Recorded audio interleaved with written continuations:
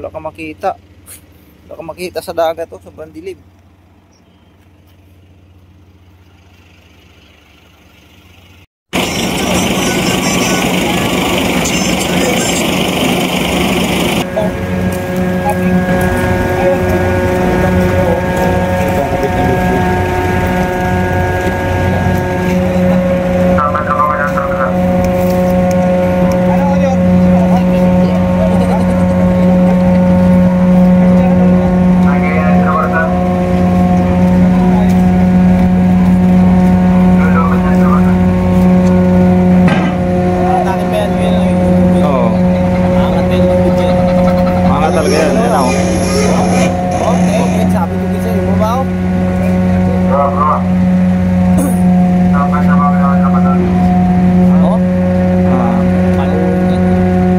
Napitikan ka talaga niyan.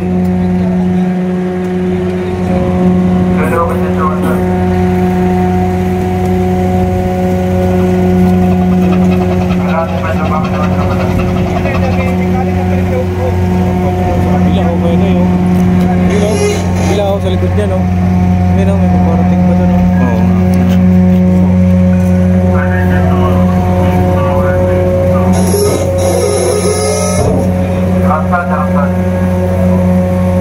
Sa kabila yun siya dadaong.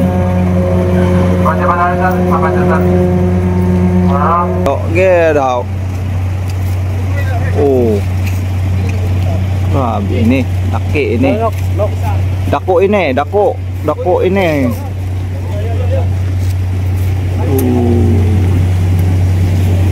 Driver kung lagi yung balik ulit.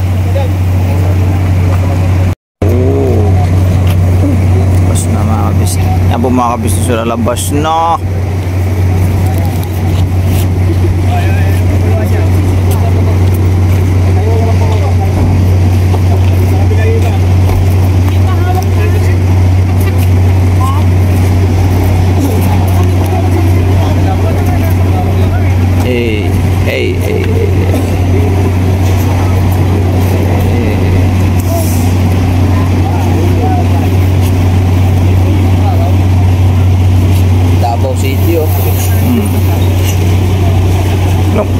Walang pasahero?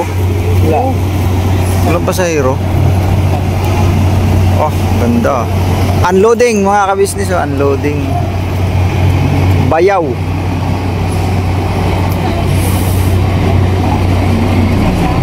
Mabait siya kasi may iwanan yung pasahero niya. Ang ganda tingnan, no?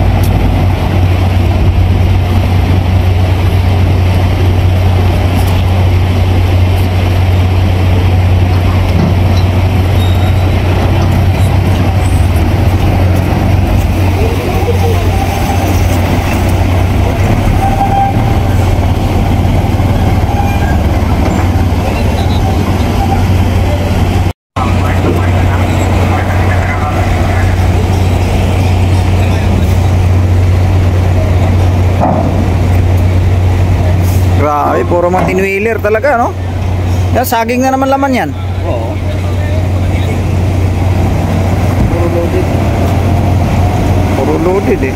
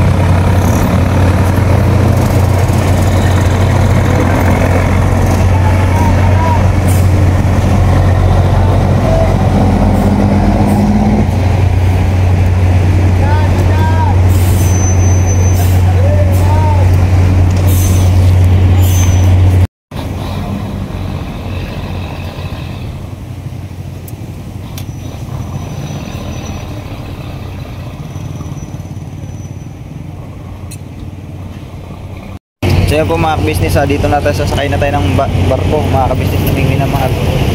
Yan, hinintay na lang yan na makompleto mga ka-business, o makompleto. Ibig sabihin masakto na sa capacity yung yung sa barko. Magluluding yan sila, pero hanggat kulang pa, hindi pa yan sila mga ka-business, hindi pa yan sila magkakarga. Hintay pa yan dumami mga ka-business. Pero nakaantabay na tayo dyan sa barko na yan.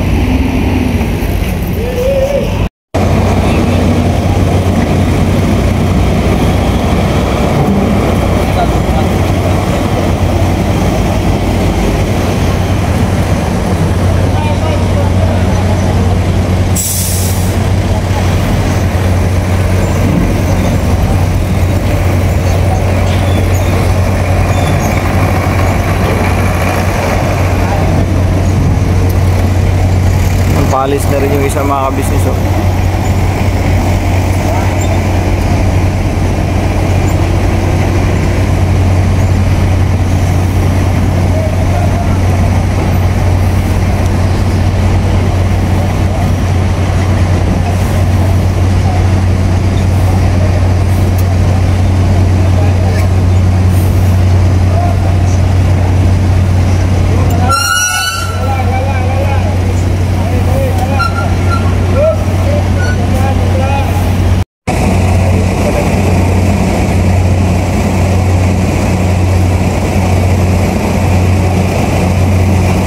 Liwanag mo? Parang may party-party doon sa lubuto na parang hindi ko magalaw Kung layo niya na, layo niya na yan, pero pag iso mo yan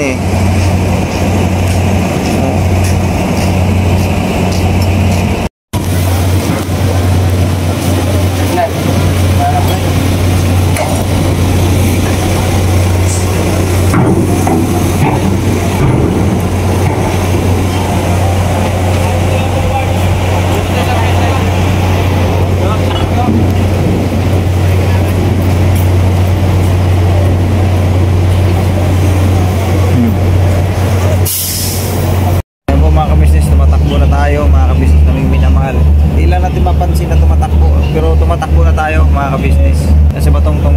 Opo, mga business. Yan o. Naglalayag na po tayo. Naglalayag na tayo eh. Yeah. Yan o, mapapansin natin dito sa ay, ano pala yan?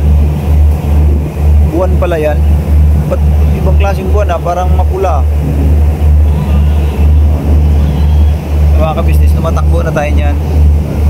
Hindi lang siya mahalata kasi gawa ng gabi mga ka-business, pero tumatakbo na tayo niyan mga ka-business. Oo. Hawak na eh. Hawak na hawak ko yung cellphone mga kabisnes, baka biglang mahulog eh.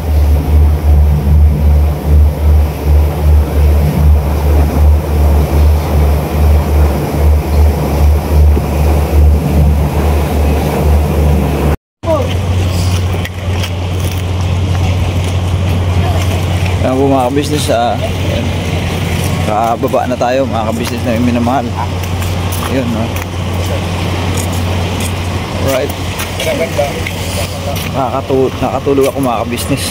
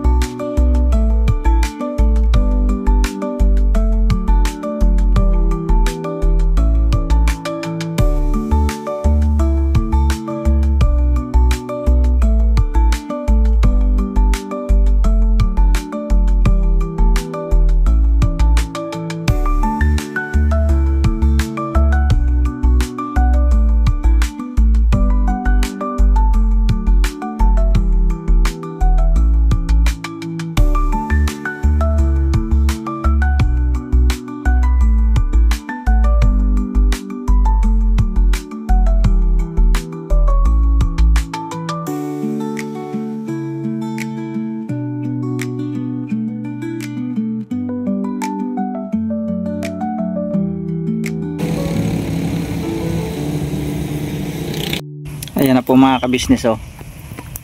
Ihaw na tayo mga kabisnes naming minamahal. Yan, bangus. Yan pa isa. Hintayin na lang natin maluto to. At mayroon pa tayong ihawin doon mga kabisnes na tag nito, yung karning baboy, ano po. So hintayin na lang natin maluto to. Yun ang isusunod natin. Tapos yung iba noon ay Alam ko iniluto ni Estong na tinatawag nilang Korean grill. Ayun ko paano niya ginawa yan doon mga kabisnes. Basta itong sa akin ihawin ko to. Yung aking parte, itong aking trabaho, tatrabahoin ko to, ito bangos iihawin mga kabisnes. Yan binawasan ko ng bato kasi kanina matangkad mga kabisnes, matagal sobrang taas. Ngayon binawasan ko ng kaunti, yan mga ganyan, yan, sakto lang yan mga kabisnes. Sarap. Ayan po mga kabisnes, tabay-tabay lang. Panoorin nyo na po mamaya sa vlog ng kabisnes official yung kabuuan ng pag mamaya yung salo-salo o sama-samang pagkain mga kabisnes. Alright mga kabisnes, binalot ko na lang siya sa dahon ng saging kasi baka inisip ko masunog ng husto baka di matansya ba mga kabisnes. Tsaka pag ibalik-baligtad mo na, parang dumidikit siya dun sa dumidikit siya dun sa screen. Sabi ko balutin ko na lang kaya ng dahon ng saging, total marami naman dito sa gilid mga kabisnes ayan, binalot ko na lang siya ng saging. Ayan, katulad niyan. Kasi nakalimutan bumili ng fuel kanina, malayo kasi dito yung pinaka sentro pa doon sa labas pa. Ito na lang, talo-talo na yan mga kabisnes.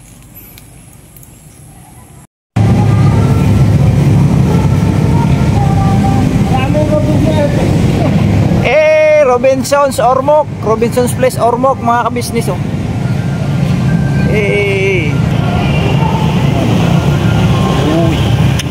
basta kabisnes na dito.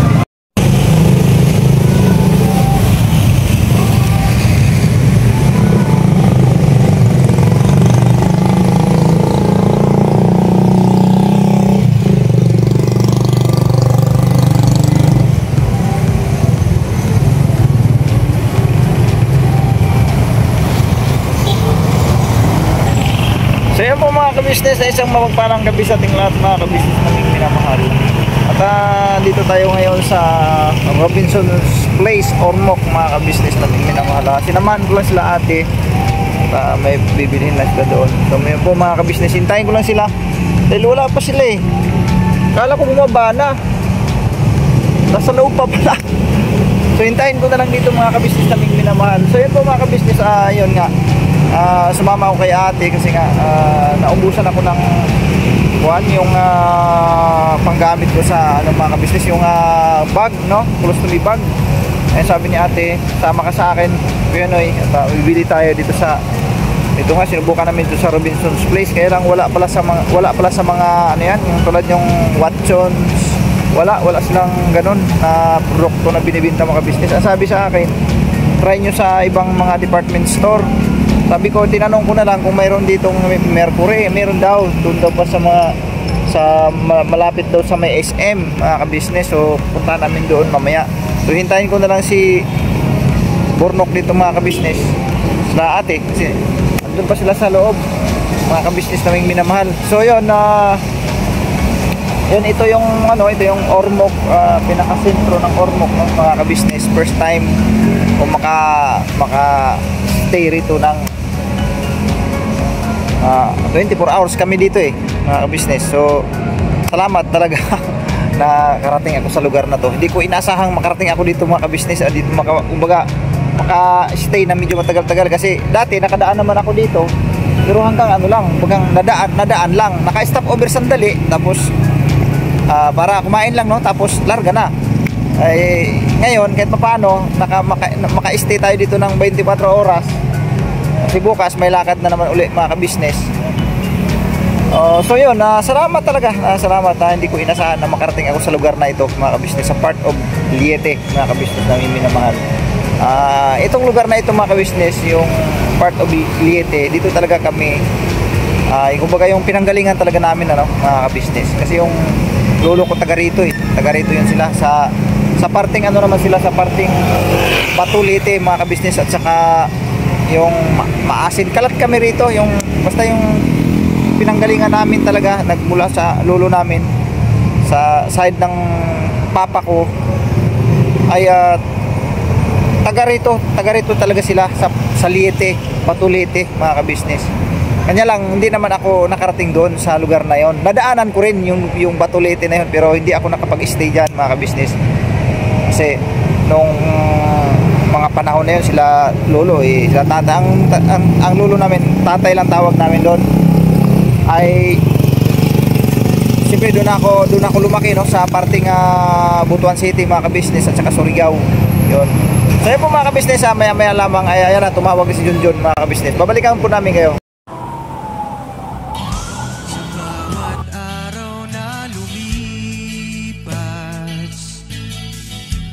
Business ay nagagalak, maraming taong natutulungan, pagpalain ng may kapal, sa bawat araw nagdaan.